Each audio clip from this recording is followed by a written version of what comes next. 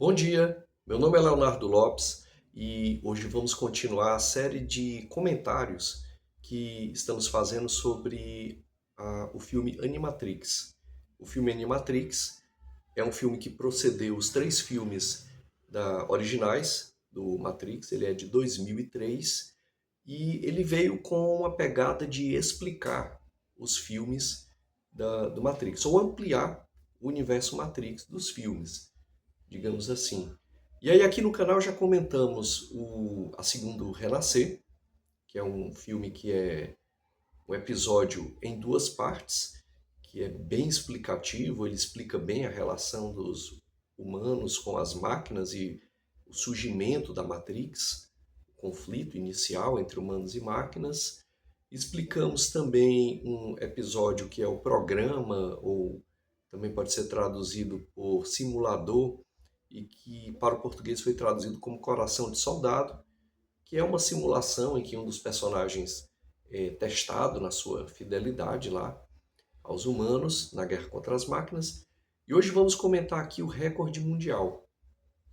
O recorde mundial ele tem um pouco essa pegada do Coração de Soldado, ele é mais micro, mas ao contrário do outro que mostrava lá os soldados, né, humanos, já fora da Matrix, lutando contra as máquinas, esse aqui vai mostrar uma pessoa que está dentro da Matrix e que é um corredor, é um velocista, um esportista. E o episódio se chama Recorde Mundial justamente porque ele tem uma gana, uma sede muito grande por quebrar o próprio recorde dele. Em dado momento ele é inclusive acusado de doping e o recorde é anulado, mas ele depois vai tentar novamente quebrar esse recorde. E o que chama a atenção é que ele está na Matrix. Ele, na verdade, como todos os humanos que estão na Matrix, ele está lá no mundo das máquinas, da cidade das máquinas, dentro daquele casulo, sendo utilizado como gerador de energia, como se fosse uma bateria, né, pelas máquinas.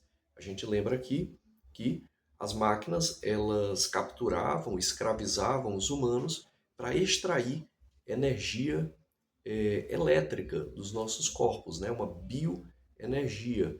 E a partir disso elas se alimentam.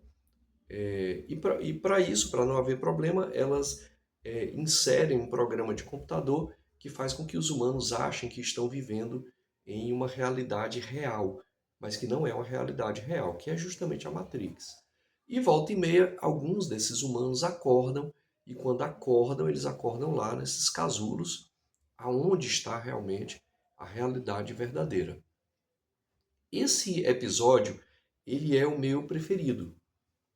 A maior parte das pessoas prefere o Segundo Renascer porque ele é maior, ele explica melhor o universo Matrix. Os outros episódios eles são muito menores, micro, mas eu gosto muito desse episódio porque ele pega algo bem simples, um corredor, um velocista, uma pessoa com um desejo muito grande de quebrar recordes, de transcender os seus próprios limites.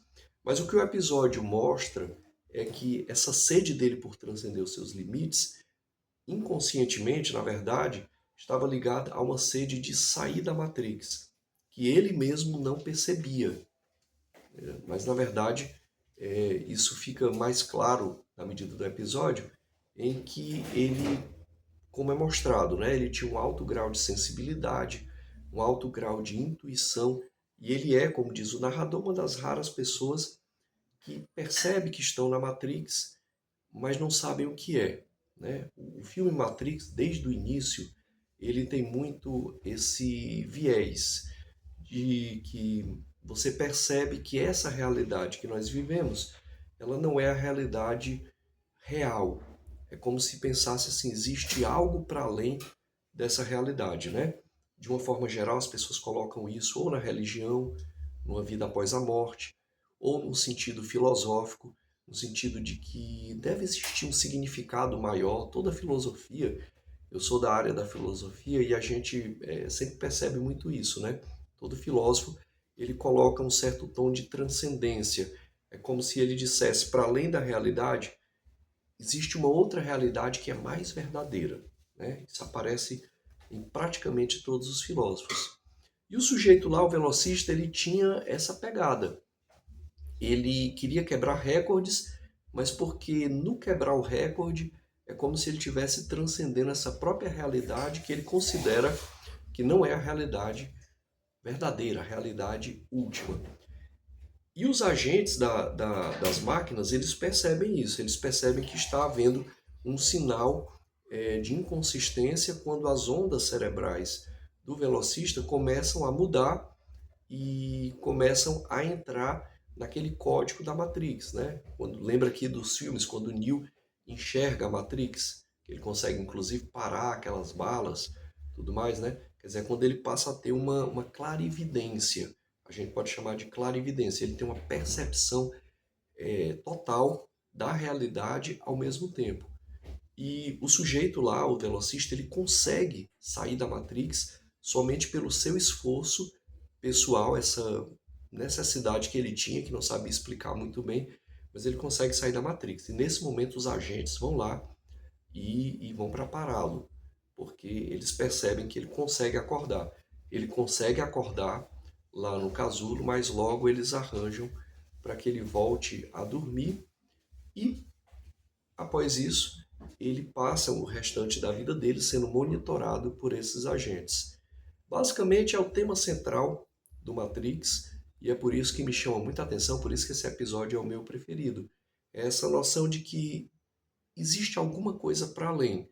O Matrix ele sempre mostra isso, né? A realidade que a gente vive, ela não se fecha em si mesma.